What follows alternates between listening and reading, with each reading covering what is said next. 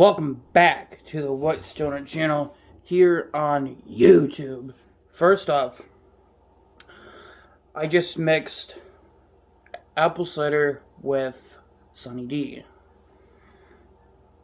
Yeah, you're thinking it probably tastes gross, but actually it wasn't that bad. Now, for the real reason we're here. Today we're going to be reviewing It's Good to Be the King, Jerry Lawler's story. So unfortunately, I cannot get this goddamn sticker off. So if you at all see another review, it'll probably be the Blu-ray review. Hopefully I can get that. But today it's going to be the DVD review. Here's your spine. Really nice spine. In the back, and then opening it up. Super cool. When they still did match listings on here, so that's helpful.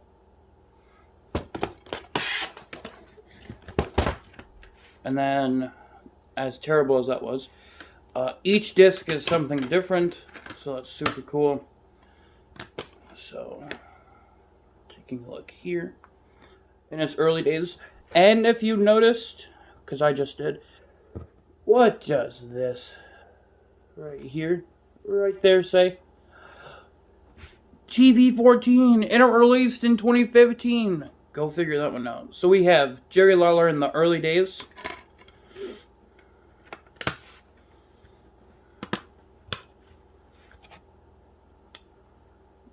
Mid days, I would say. And then we have him, as we all know him, when he was commentating. So, he's always been one of my favorites. He's really hilarious on commentary, even though he straight up didn't like it. Like, he didn't want to be commentating. He just didn't like it. But he did really good. So, we all know him as good old JR and Jerry Lawler. That's how we know the commentating duo, or duo, they were forever, until one strange day in 2008, the draft happened. Michael Cole, who was on SmackDown for as long as I can remember. Like I said, I started watching wrestling in 2006. So for me, it was always Michael Cole and Taz, and Jerry Lawler and JR. But like I was saying, that one day in 2008, Michael Cole went over to broadcast with Jerry Lawler. And then it was JR and Taz. I didn't watch wrestling every weekend back then. From what I remember, Jim Ross and Taz were not bad. So let's run this down. So this does obviously come with a documentary, which is really cool. We need more of them. WWE, if you are listening, please consider dropping some more documentaries. They'll never do that. So we have early years, high school, growing up a Memphis wrestling fan. Father passes away. Jerry's art teacher, because he's so big into art, if you didn't know that. Jerry starts in wrestling, passing the torch, family life as a wrestler, building a star, a new beginning for Memphis wrestling. Andy Kaufman, because he had such a rival with him over something. I've only seen this once. So, Memphis wrestling in the 80s, Jerry's start in WWE, announcing career, running for mayor of Memphis, leaving and returning to WWE, which I don't remember him doing that.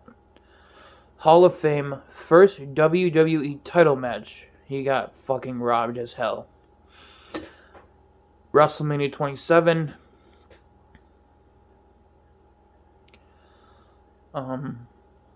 Yeah, I'm not gonna talk about that. If you want to, you can go find my review on WrestleMania 27 and hear why I hate it so much. Let's not. And then Heart Attack. Going to just do all his matches. So here we go. Lawler versus Terry Funk from 1981 versus Andy Kaufman, 82. Versus Superstar Bill Dundee from 83. So that's pretty cool. Going in order like that. Versus Eddie Gilbert. From 84. Versus Mr. Perfect Kurt Hennig from AWA Wrestling 1988. That's pretty cool. I didn't know he actually faced him. Beginning AWA champion on AWA Superstars 1988 versus Kerry Von Erich, not 88. Jerry the King Lawler's WWE debut, December 7th, 1992. Jerry Lawler versus Jim Powers. King's Court with Giant Gonzalez. Ooh, that would be cool to check out.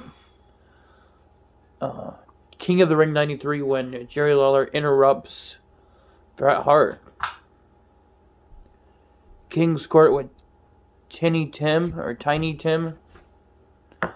versus Owen Hart 93. Well, that's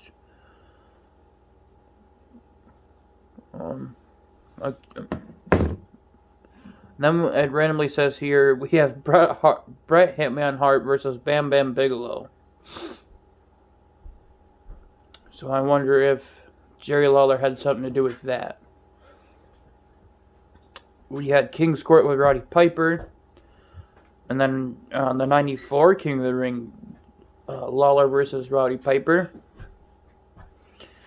Oh, I did not know this. We had Jerry the King Lawler versus Undertaker in a casket match from 94. Honestly, I didn't know that.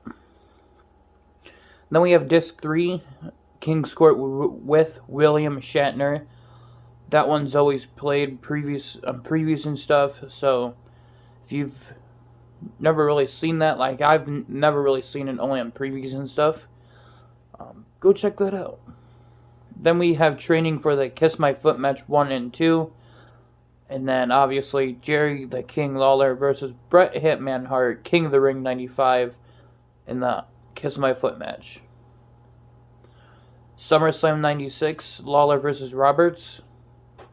The Great Debate. Oh wow. Shotgun Saturday Night 97. Lawler and RVD versus the Headbangers. Didn't know they teamed before. Then we have some ECW Hardcore Heaven. So Jerry Lawler didn't really like ECW, but he fought in it before. He went against Tommy Dreamer. Lawler and Brian Christopher, which is his son, versus Flash, Funk, and Scott Taylor. Then we had SummerSlam 2000, of course, against Taz. Jerry Lawler versus Ric Flair in a Legends match on Raw in 2004. His Hall of Fame introduction speech from 2007. His match with The Miz on Raw for the WWE Championship in a TLC match. It was pretty good until Michael Cole got involved. And then, unfortunately, they put Michael Cole versus Jerry the King Lawler on here. If you've never seen that WrestleMania, I don't blame you. Just avoid it at all costs.